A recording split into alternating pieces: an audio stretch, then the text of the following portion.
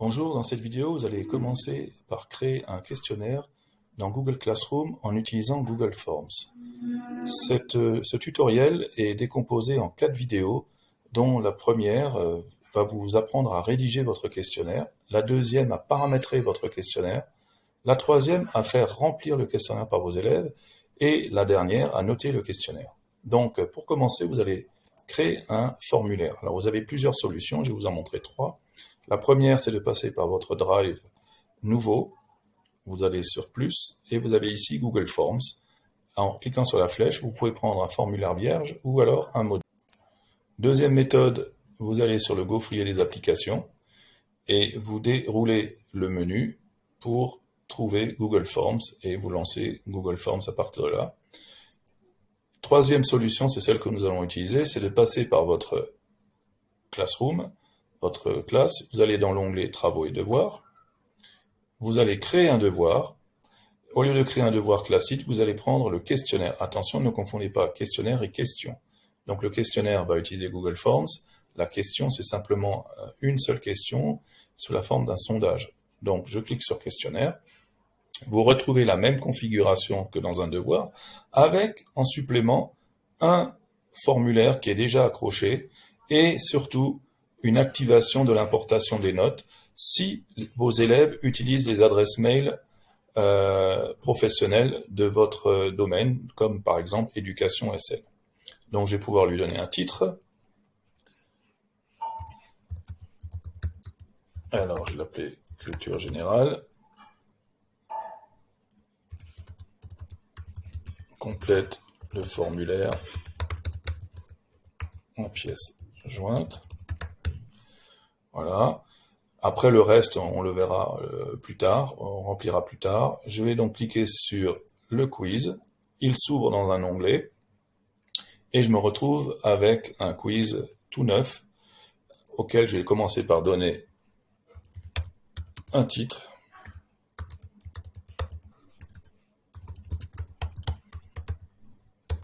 Je vais aussi nommer le fichier, parce que sinon il va... Alors, je vais l'appeler Général. Par défaut, vous avez une première question, donc je clique dessus, et je vais la modifier en réponse courte. Donc à chaque fois, vous allez pouvoir modifier votre question, et je vais commencer par demander le prénom de mes élèves. Je vais le rendre obligatoire en activant le curseur en bas à droite. Je vais dupliquer cette question, donc vous pouvez dupliquer n'importe quelle question pour la réutiliser, et là je vais mettre non, donc aussi obligatoire. Ensuite, je vais insérer une section. Donc une section, concrètement, c'est comme si vous rajoutiez une nouvelle page. Sur les smartphones, c'est intéressant parce que chaque section va s'afficher sur un écran et ça permet une meilleure lisibilité. Si vous ne mettez pas de section, eh bien toutes les questions seront dans une seule page, les unes en dessous des autres. Donc c'est à vous de voir, hein. C'est simplement pour vous montrer comment cela se fait. Je rajoute une question. Donc j'ai préparé mes petites devinettes sur un Google Keep. Je récupère la première. Quelle est la 4e lettre de l'alphabet? Je la colle. Donc, nous avons ici une question à choix multiple, ce qui veut dire qu'il y a plusieurs possibilités, mais une seule réponse. Alors, voilà. En bas à droite, vous pouvez cliquer sur Corriger pour donner la bonne réponse et attribuer le nombre de points. Donc, vous pouvez mettre 1, 2 points, etc., comme vous voulez. Donc, celle-ci, 1 point. Vous cliquez sur Terminer lorsque c'est fait. Ensuite, on ajoute une nouvelle question. Par défaut, c'est une question à choix multiple. Je vais à nouveau chercher. Cette fois-ci, nous allons faire un peu de calcul. Et je vais modifier la question pour en faire un menu, une liste déroulante. Donc, je vais avoir 5, 10, 15, 25. Alors, vous pouvez les déplacer aussi, hein, en allant devant votre numéro. Voilà. Le corriger, n'oubliez pas de saisir, donc 15 moins 10, je donne 2 points à celle-ci, je clique sur terminer, je la rends obligatoire. Je vais pouvoir insérer à nouveau une section, une nouvelle question, toujours par défaut choix multiple, conjuguer l'auxiliaire être, et je choisir réponse courte ou un paragraphe. Alors la différence, c'est la longueur de la réponse. Alors sachez que lorsque vous utilisez paragraphe, il va falloir corriger, le formulaire n'est pas capable de le corriger, généralement c'est une question ouverte, et donc c'est à vous ensuite de corriger la réponse. Donc réponse courte, corriger,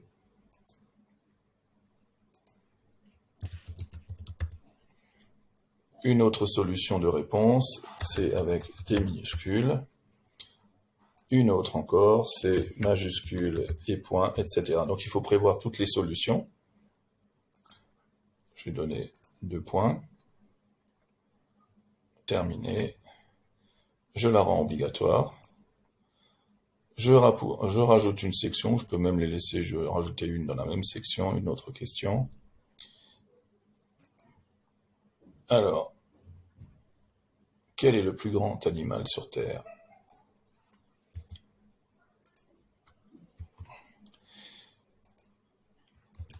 La baleine bleue, l'éléphant,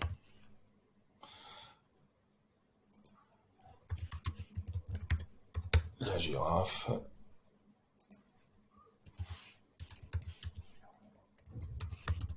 l'ours polaire, etc. Donc cette fois-ci, je vais simplement vous montrer qu'il est possible d'insérer des images. Donc lorsque vous êtes sur une réponse, ou même sur le titre, vous voyez, vous avez l'icône d'une image. Donc on va insérer une image. Vous pouvez l'insérer depuis votre ordinateur sur Parcourir, depuis un appareil photo, depuis une URL si cette image est en ligne, depuis votre compte Google Photos, votre Drive et aussi la recherche en ligne. Donc là, je vais faire une recherche baleine bleue. Je prends cette image. En bas à droite, je clique sur insérer. L'image va s'ajouter. Donc je vais pauser la vidéo pour compléter le reste, pour vous montrer. Voilà, j'ai inséré toutes mes images. Nous allons voir, donc rendre obligatoire la question et la correction. Donc la bonne réponse, c'est la baleine bleue. Je vais donner 2 points. Et puis, je vais ajouter un commentaire à la question. Pour la mauvaise réponse, je vais donner une explication sous la forme d'un texte, donc que j'ai trouvé sur Internet. Je le copie, je le colle. Donc les élèves qui ont une mauvaise réponse verront cette correction-là. Ceux qui ont une bonne réponse, eh bien, vous allez pouvoir les encourager. Et vous pouvez aussi insérer un lien ou une vidéo. Donc je vais vous montrer comment sélectionner une vidéo. Je fais une recherche sur YouTube baleine bleue. Alors vous voyez qu'il n'y a aucune publicité parce que je suis dans un domaine professionnel. Je sélectionne la vidéo. Eh bien, elle est accrochée. Et ensuite, il suffit de cliquer sur enregistrer. Et vous allez voir que pour les élèves qui ont une bonne réponse, eh bien, ils auront ce commentaire avec cette vidéo. Et les autres auront une explication comme celle-ci. Je clique sur terminer. Nous allons rajouter une nouvelle section et une nouvelle question. Et je vais vous montrer la possibilité d'importer un fichier. Donc, autoriser les personnes qui répondent à importer les fichiers dans Drive. Alors, vous cliquez sur Continuer. Et ma question est la suivante. Je vais demander aux élèves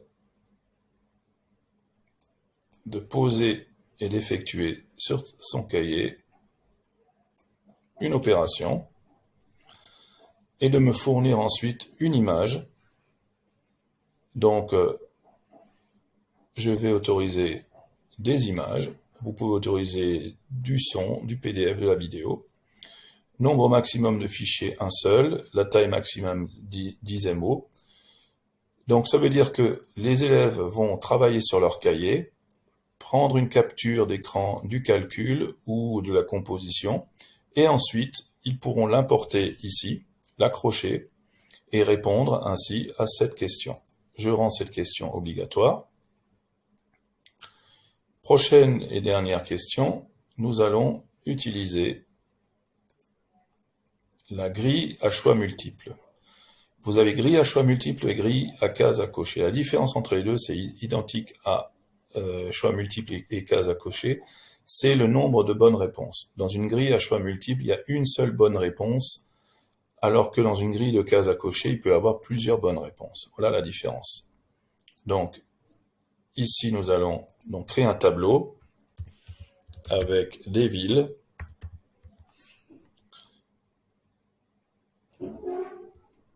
Alors, je vais rapidement, et ici, je mets les fleuves. Je vais compléter le tableau et pendant ce temps, je vais poser la vidéo. Voilà, j'ai saisi, alors j'ai une erreur, donc je vais corriger ça. J'ai saisi donc toutes les villes et je vais simplement récupérer la question. Donc dans quelle ville passe quel fleuve? Je vais proposer une correction. Donc vous voyez, ça ressemble à un tableau. Donc Bordeaux, c'est la Garonne. Paris, c'est la Seine. Lyon, c'est le Rhône. Angers, c'est la Loire. Et je vais attribuer un point par bonne réponse et cliquer sur terminer. Donc une fois que je rends aussi cette question obligatoire, une fois que votre questionnaire est prêt, eh bien vous allez pouvoir le visualiser en cliquant sur l'œil qui va lancer l'aperçu dans un nouvel onglet. Donc vous avez votre champ obligatoire, donc là il va falloir que je saisisse quelque chose, parce que regardez, je ne peux pas passer à la phase suivante. Donc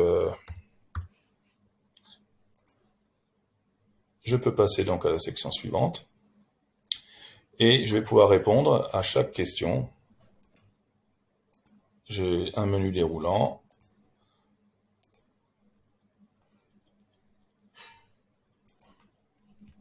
Je donne une réponse, je sélectionne la bonne réponse, suivant.